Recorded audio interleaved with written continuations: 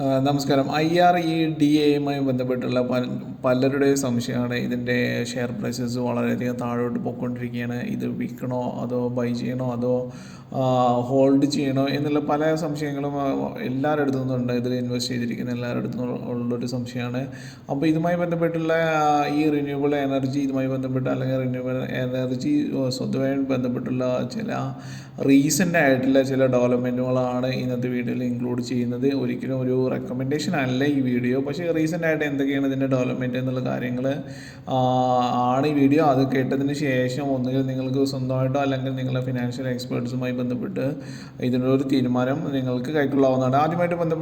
ഇതുമായി ബന്ധപ്പെട്ട് പറയുകയാണെങ്കിൽ India PM Modi to inaugurate global renewable energy meet in Gandhinagar. അതായത് ഇത് 2024 സെപ്റ്റംബർ 10 വന്നിരിക്കുന്ന ഒരു ന്യൂസാണ്.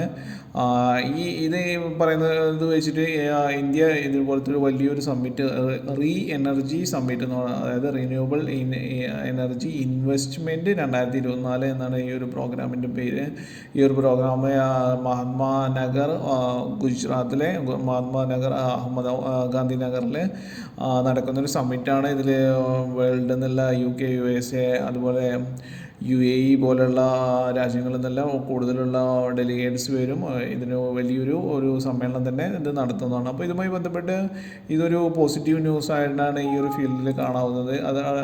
അതുമായി ബന്ധപ്പെട്ട് അടുത്ത ഒരു ന്യൂസ് ഏറ്റവും റീസെൻ്റായിട്ട് വന്നത് NLCIL to invest ₹50,000 crore to ramp up renewable energy എന്നാണ്, റിന്യൂവബിൾ കപ്പാസിറ്റി എന്നുള്ളത്. അതായത് ഈ ഒരു NLCIL എന്ന് പറയുന്ന പിന്നെ നെയ്വേലി ലിഗ്മെൻറ്റ് കോർപ്പറേഷൻ എന്ന് പറഞ്ഞിട്ടുള്ള കമ്പനി അവരുടെ ഒരു റിന്യൂവബിൾ എനർജി സെക്ടേഴ്സിലോട്ട് 50,000 കോടി രൂപ അവർ ഇൻവെസ്റ്റ് ചെയ്യാൻ പോകുന്നു എന്നുള്ള ഒരു ന്യൂസാണ് വന്നിരിക്കുന്നത്. ഈ ന്യൂസ് വന്നിരിക്കുന്നത് സെപ്റ്റംബർ 13, 2024 അപ്പോൾ ഇതും ഒരു റിന്യൂവബിൾ എനർജി സെക്ടേഴ്സിനെ ഒരു ബൂസ്റ്റ് ചെയ്യുന്ന, അല്ലെങ്കിൽ ഈ ഒരു ഇതിൽ ഗവൺമെൻറ്റോ മറ്റു കാര്യങ്ങൾക്കോ എത്രത്തോളം ഇൻട്രസ്റ്റ് ഉണ്ടെന്ന് പ്രൂവ് ഓൺ ചെയ്യുന്ന ഒരു ന്യൂസാണെന്ന് അറിയാൻ പറ്റുന്നതാണ്. അതുമായി അടുത്ത oil India to invest ₹25,000 crore for net zero emissions in 2040. ഇത് വന്നിരിക്കുന്നത് സെപ്റ്റംബർ 14, 2024 ന്യൂസാണ്. Oil India plan to ₹25,000 crore to invest in clean energy project to achieve net zero carbon emissions by 2040 എന്നുള്ളൊരു ഇതാണ്. ഇനി ഇതുമായി ബന്ധപ്പെട്ടുള്ളത് മറ്റൊരു ന്യൂസ് എന്ന് പറഞ്ഞത് Japan Sumitomo forms joint venture with Ampin energy transition to invest over 5,900 crore in RE project renewable energy projects in India. ജപ്പാനിലെ Sumitomo എന്ന് പറഞ്ഞിട്ടുള്ളൊരു ഫോം ഒരു അംബിൻ എനർജി എന്ന് പറഞ്ഞ ഇന്ത്യൻ കമ്പനിയുമായിട്ട് ജോയിൻറ്റ് വെഞ്ചർ ചെയ്തിട്ട് ഏകദേശം 5,900 കോടി രൂപ ഈ റിന്യൂവബിൾ എനർജി സെക്ടേഴ്സിലോട്ട് അവർ ഇൻവെസ്റ്റ് ചെയ്യുന്നു എന്നുള്ളതാണ് ഇതിൽ അറിയുന്നത്. ഈ ന്യൂസ് വന്നിരിക്കുന്നത് സെപ്റ്റംബർ 13, 2024 വന്നിരിക്കുന്നത്. അതായത് ഏറ്റവും ലേറ്റസ്റ്റ് ആയിട്ടുള്ള ഡെവലപ്മെൻറ്റാണ് ഈ ന്യൂസുകളെല്ലാം തന്നെ എന്ന് നമുക്ക് കാണാൻ പറ്റുന്നതാണ്. അപ്പോൾ ഇതും പറഞ്ഞിരിക്കുന്നത് ഏകദേശം ഇത്രത്തോളം ഒരു കാശ് ഈ ഒരു സെക്ടേഴ്സിലോട്ട് അവർ ഇൻവെസ്റ്റ് ചെയ്യുമ്പോൾ അതിനുണ്ടാകുന്നൊരു ബൂസ്റ്റ് തീർച്ചയായിട്ടും ഷെയർ പ്രൈസസിൽ അല്ലെങ്കിൽ മറ്റു ഷെയർ കാര്യങ്ങളിൽ നമുക്ക് പ്രതീക്ഷിക്കാവുന്നതാണ്. ഇനി അടുത്തത് വേറെ ന്യൂസ് എന്ന് പറഞ്ഞാൽ centre to nudge banks to fund renewable energy project ആണ്. അപ്പോൾ നഡ്ജ് എന്ന് പറഞ്ഞതിൽ ഒരു ജെൻറ്റിൽ പുഷ് അല്ലെങ്കിൽ ലൈറ്റ് ടച്ച് എന്നൊക്കെയുള്ള, അതായത് ജസ്റ്റ് ബാങ്ക്സിനോടൊരു ജെൻറ്റിൽ പുഷ് ചെയ്യുകയാണ് ഗവൺമെൻറ്. ഇതിന് ഇനഫായിട്ടുള്ള ഫണ്ട് നിങ്ങൾ അവർക്ക് കൊടുത്തോളൂ, അവൈലബിൾ ചെയ്തോളൂ എന്ന് പറഞ്ഞിട്ടുള്ള ഒരു ന്യൂസാണ്.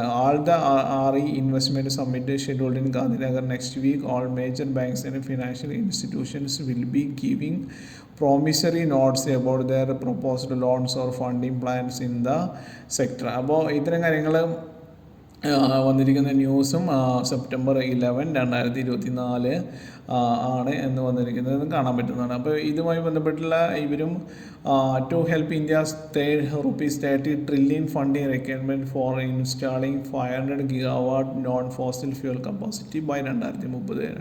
അത് 2030 ആകുമ്പോഴേക്കും India 500 GW non fossil fuel capacities ഉണ്ടാക്കുന്നത്. അപ്പോൾ നമുക്ക് എല്ലാവർക്കും അറിയാം ഈ റിന്യൂവബിൾ എനർജി എന്ന് പറയുന്നത് മെയിനായിട്ട് 3 കാര്യങ്ങളാണുള്ളത്. ഒന്ന് സോളാർ, രണ്ടാമത്തത് ഹൈഡൽ, അതുപോലെ തന്നെ മൂന്നാമത് വിൻഡ്. അപ്പോൾ ഇത്തരം സെക്ടേഴ്സിലെല്ലാം തന്നെ ഇന്ത്യ വളരെയധികം മുന്നോട്ട് പോയിരിക്കുകയാണ്. അപ്പോൾ ഇതിൻ്റെ ഒരു ജനറൽ സ്റ്റാറ്റസ് നോക്കുകയാണെങ്കിൽ India 3rd largest energy consuming കൺട്രിയാണ്. എനർജി കൺസ്യൂം ചെയ്യുന്നതിൽ നമ്മൾ 3ാമത്തെ രാജ്യമാണ്. ബട്ട് അതുപോലെ തന്നെ globally 4th largest renewable energy installed കപ്പാസിറ്റിയാണ്. അപ്പോൾ ഇതും ഇൻവെസ്റ്റ് ഇൻ ഇന്ത്യ എന്ന് പറഞ്ഞിട്ടുള്ള ഇന്ത്യയുടെ വെബ്സൈറ്റിൽ ഇത്തരം കാര്യങ്ങൾ അറിയാവുന്നതാണ്.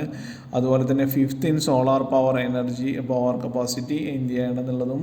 അപ്പോൾ ഇത്തരം കാര്യങ്ങളിൽ ഇന്ത്യ എത്രത്തോളം എന്താ പറയുക, എത്രത്തോളം പ്രോമിസ് ആയിട്ടുള്ളൊരു കൺട്രിയാണെന്നും നമ്മൾ എത്രത്തോളം ഇതിൽ കൂടുതൽ ശ്രദ്ധ ചെലുത്തുന്നുള്ളതും നമ്മൾക്ക് ഇതിൽ കാണാവുന്നതാണ്. ഇപ്പോൾ ഈ IRDAയുമായി ബന്ധപ്പെട്ട് പറയുകയാണെങ്കിൽ അവരുടെ ഒരു ഷെയർ പ്രൈസസും വളരെയധികം റീസെൻ്റായി നോക്കുകയാണെങ്കിൽ വളരെയധികം കുറവായിട്ട് നമുക്ക് കാണാൻ പറ്റുന്നതാണ്. പലപ്പോഴും ഈ ഒരു കാര്യങ്ങളിൽ ഉണ്ടാകുന്ന ഒരു ഡെവലപ്മെൻറ്റും ഈ ഒരു എനർജിയെ ബൂസ്റ്റ് ചെയ്യാനും അല്ലെങ്കിൽ ഈ ഒരു ഷെയർ പ്രൈസസും നമ്മൾക്കൊരു നല്ല റിട്ടേൺ നമുക്ക് പ്രതീക്ഷിക്കാവുന്നതാണ്. എന്നിരുന്നാലും ഇതിൽ കൂടുതൽ ഡിസിഷൻ എടുക്കുന്നതിന് മുമ്പ് നിങ്ങളുടെ ഒരു ഫിനാൻഷ്യൽ എക്സ്പേർട്ടുമായി ബന്ധപ്പെട്ട് ഒരു തീരുമാനത്തിലെത്തണമെന്നും അല്ലെങ്കിൽ ഒരു കൺക്ലൂഷനിലെത്തണമെന്നും ഞാൻ റിക്വസ്റ്റ് ചെയ്യണം.